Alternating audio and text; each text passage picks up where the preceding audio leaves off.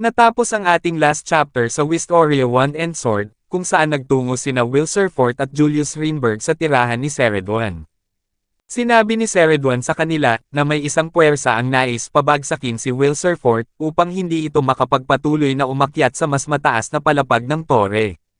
Nag-umpisa na si Ceredwan na tulungan si Will Surfort sa kanyang training at ibinalik niya ito sa kanyang nakaraan, kung saan bumalik ito sa pagkabata at kasama niya ang kanyang kababata na si Elf Arya. Ngayon, atin nang simulang talakayin ang susunod na chapter ng Wistoria Wand and Sword, at ito ay ang chapter 36.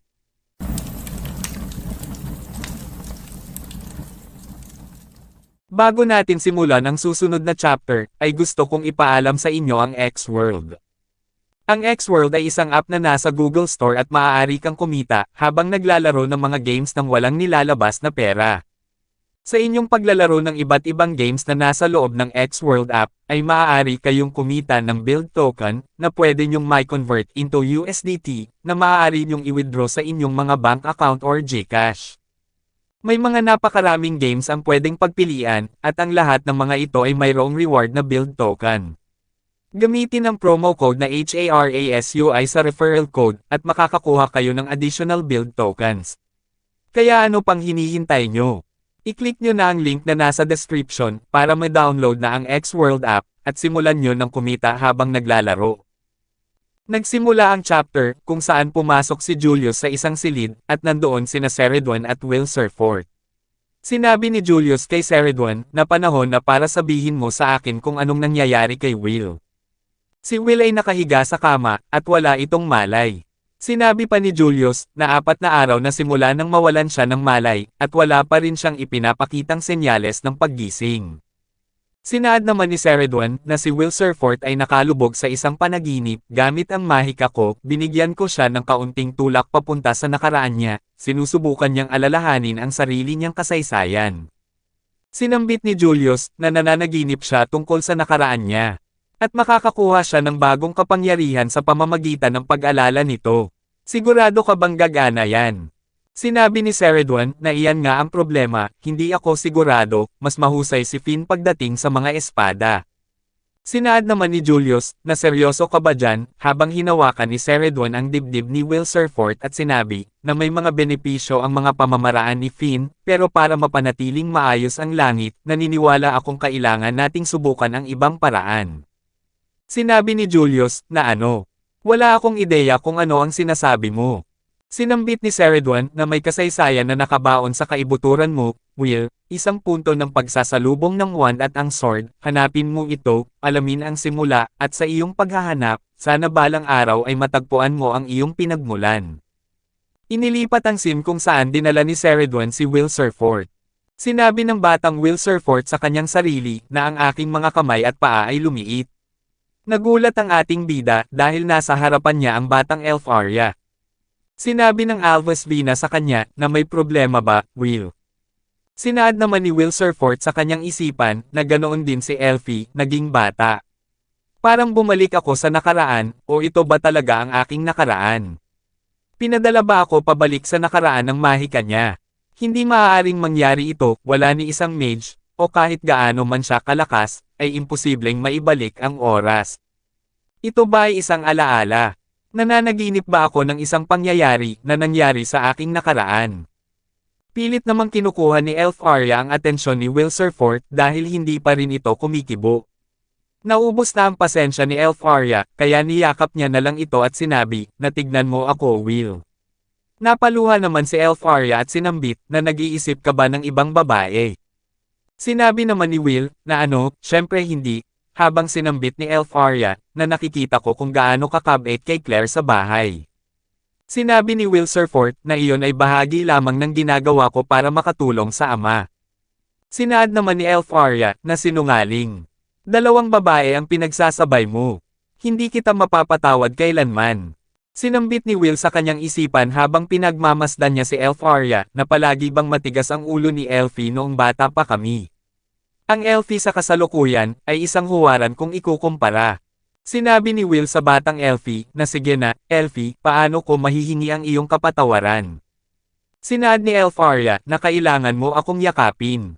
Tinitigan nila ang isa't isa, habang parehong namumula ang kanilang pisngi. Niyakap ni Will Surfort si Elfaria ng mahigpit, habang sinabi ng Alphas Vina sa kanya, na himasin mo din ang aking ulo, na mabilis namang sinunod ni Will. Labis ang sayang naramdaman ni Elfaria sa ginawa ni Will sa kanya, habang sinabi ng ating bida sa kanyang sarili, na talagang bumabalik ako sa nakaraan, naaalala kong kailangan kong gawin ito ng madalas para mapasaya siya. Matapos magyakapan ng dalawa ay biglang hinayla ni Elfaria si Will at sinabi, na ngayon na na-charge ko na ang aking willpower, magpatuloy na tayo. Kailangan nating talunin ang isang halimaw. Nababahala si Will Surfort sa sinabi ng Alphas Vina, at tinanong nito kung anong halimaw ang kanilang kakalabanin. Sinabi ni Elfaria, na may kakaibang halimaw sa kagubatang ito. Nakakabahala ito sa ama, kaya't pupuntahan natin ito para asikasuhin. Labis na nangangamba si Will at sinabi kay Elfaria, na seryoso ka ba? Paano kung masaktan tayo? Alam kong malakas ka Elfie, pero hindi ako magaling sa mahika, at baka may maaaring mangyaring masama sa atin. Sinabi ni Will sa kanyang isipan, na kumilos ba ang mga labi ko ng kusa?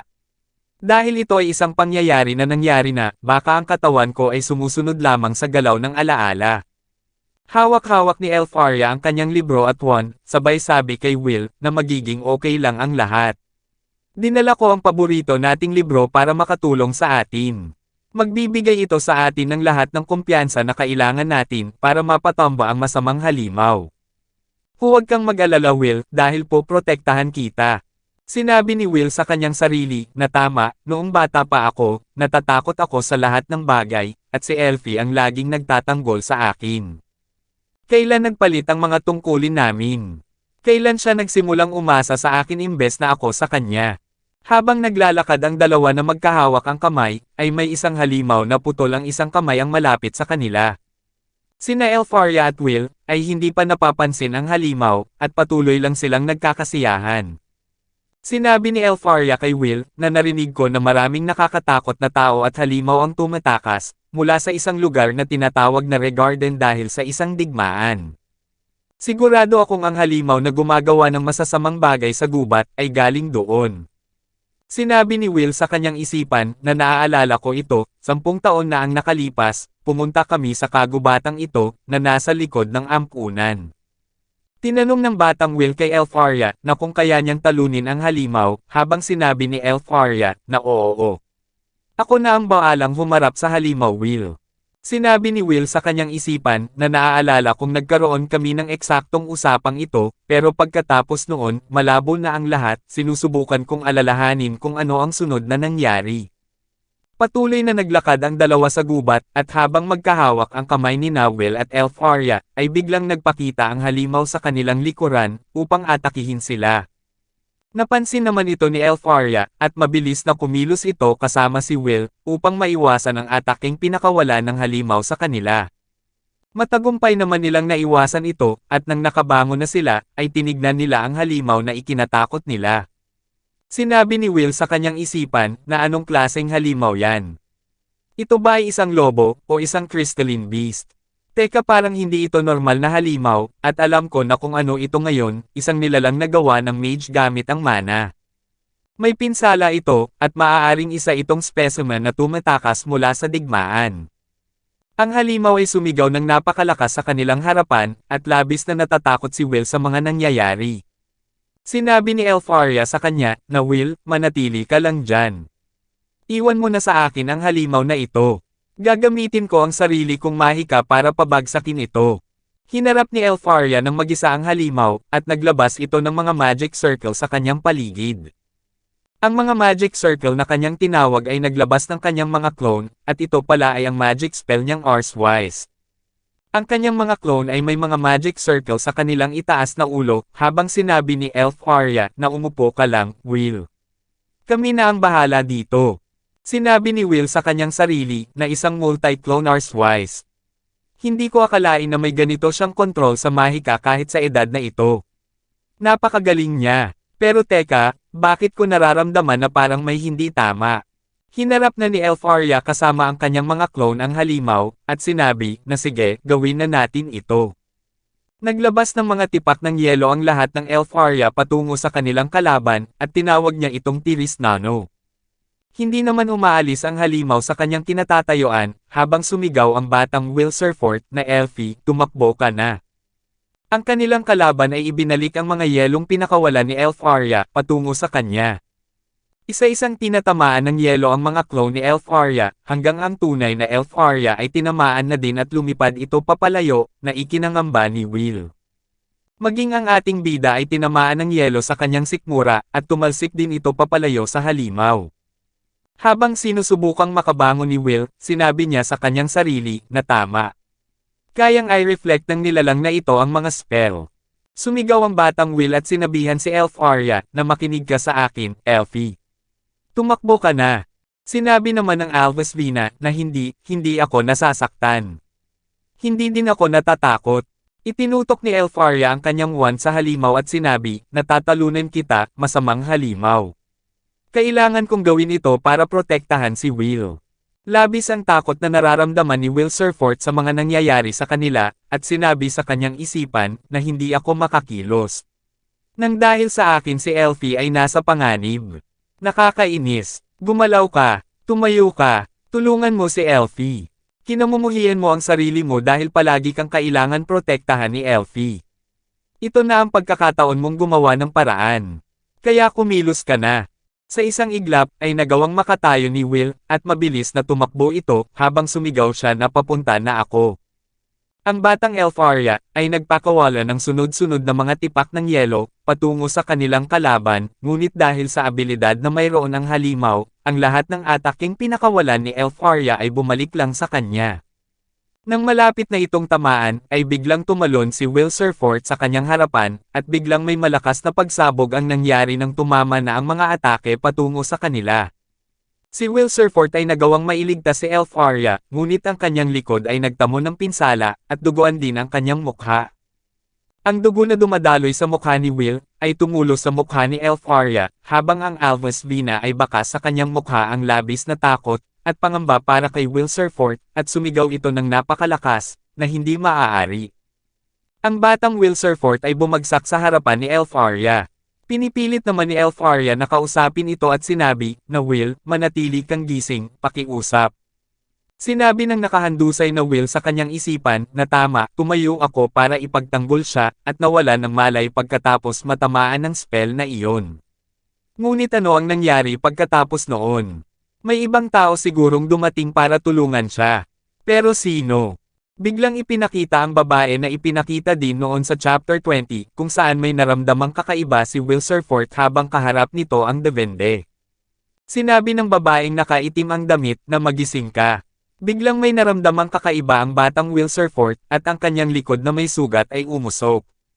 Sumigaw ito ng napakalakas, habang sinabi nito sa kanyang isipan, na nasusunog ang laman ko, parang ang buong katawan ko ay sumabog. Nararamdaman kong binubuo ako bilang isang espada.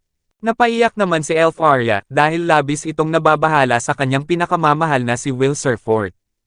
Ang halimaw na kanilang kalaban ay nasa kanilang likuran habang patuloy na nakayuko sa harapan ni Elf Arya si Will Surfort at sinusubukan nitong bumangon. Sinabi ni Will sa kanyang sarili na ngayon naaalala ko na hindi natapos ang ating pakikipagsapalaran dito. Unti-unting binabangon ni Will Surfort ang kanyang sarili sa pagkakadapa. At nang makatayo na ito, ay unti-unting nagbabago ang kulay ng kanyang buhok habang ang kanyang isang kamay ay nagyayelo. Sinusubukan ng ating bida na lumikha ng espadang gawa sa yelo sa kanyang kamay at sinabi na sa katunayan, doon nagsimula ang lahat. Matagumpay na nakabuo ng yelong espada si Will Surfort sa kanyang kamay, at ito ang tinutukoy na prime ni Ceredon. Sumigaw naman ang halimaw ng napakalakas, hudyat na handa itong makipagsagupaan. Inihanda ng ating bida ang kanyang sarili, habang tinawag niya ang kanyang sandata, na Tiris Whis. Tumakbo ang halimaw patungo sa batang Will Surfort, habang nagpakawala naman ng atake ang ating bida gamit ang kanyang espada. Tumama ang kanyang atake sa kamay ng kanyang kalaban, at nagyelo ang braso nito, na ikinagulat ni Elf Arya. Habang hinaharap ni Will ang halimaw, sinabi nito sa kanyang isipan, na naiintindihan ko na, sa wakas, nauunawaan ko na kung bakit pakiramdam ko ay sobrang hindi mapipigilan ang kapangyarihang ito. Sa aking kaloob-looban, palagi kong alam ito, ang mahika ni Elfie, at ang kanyang wand, ang lumikha ng espadang ito. Tumakbo si Wilserfort upang lapitan ang halimaw, at nang nakalapit na ito ay winasiwas niya ang kanyang espada sa kalaban gamit ang kanyang buong lakas. Ngunit sa kabila ng pagkakayelo ng kamay ng halimaw, ay nagawa pa din niyang mapigilan ang atake ng ating bida, gamit ang kanyang palad. Napansin naman ito ni Elfaria, at mabilis na nilapitan ang kanyang pinakamamahal na si Wilserfort, upang tulungan ito. Hinawakan ni Elfaria ang espada ng ating bida, at pinagsanib nila ang kanilang lakas, upang ibaon ang sandata nila sa kanilang kalaban. Ibinuhos nila ang lahat ng natitira nilang lakas sa espadang hawak nila, at nang napatamal na nila ang sandata, ay naging yelo ang buong katawan ng halimaw. Matapos mabalutan ng yelo ang kanilang kalaban, ay naglaho ito na parang bula, at ang dalawa nating bida ay bumagsak sa sahig dahil sa kapaguran. Hinarap nila ang isa't isa, habang sinabi ni Elfaria, na ito na. Ito na ang iyong mahika, Will. Habang pinagmamasdan ni Will ang mukha ni Elfaria, sinabi nito sa kanyang isipan, na dito nagsimula ang lahat, isang mahalagang alaala kasama siya, hindi ko na muling kakalimutan ang ugnayan na mayroon tayo. Bago magsara ang mata ni Wilserfort, ay nagpasalamat si Elfaria sa kanya. Ibinalik na ang scene sa kasalukuyan, kung saan nagkamalay na si Wilserfort, at ang una nitong nakita ay sina Kiki at Julius. Sinabi ni Julius, na sa wakas ay nagising ka na, bilasan mo at magbihis ka na. 6 na araw kang natulog. Malapit nang magsimula ang second bloom. Si Will ay umupo sa kanyang higaan, at pinagmasdan ang kanyang palad, habang patuloy na nagsasalita si Julius, na naririnig mo ba ako? Kumilos ka na. Kinausap naman ni Ceredwan si Will at sinabi, na natagpuan mo na ba ang pinagmula ng mahika na nakaugat sa iyong katawan? Sinambit ni Wilserfort, na oo, habang sinabi ni Ceredwan, na magaling, kapag dumating ang oras na kailanganin mo ito, makakaya mo bang alalahanin ang iyong kasaysayan? Sinabi naman ni Wilserfort, na oo, sigurado ako, habang sinabi ni Ceredwan, na ngayon, umalis ka na. Gamitin mo ang kapangyarihan mo, at isulat ang sarili mong bagong kwento ng wand at ang sword. Mabilis na nagbihis si Wilserfort, at mabilis ding kumilos ito upang magtungo na sa gaganaping second bloom, kasama sina Julius at Kiki. Dito na natatapos ang chapter 36 ng Wistoria Wand and Sword. Paki-like and follow naman po ng ating Facebook page, nasa description po yung link. Muli huwag kalimutang mag-like, comment, share at subscribe sa ating channel. Salamat!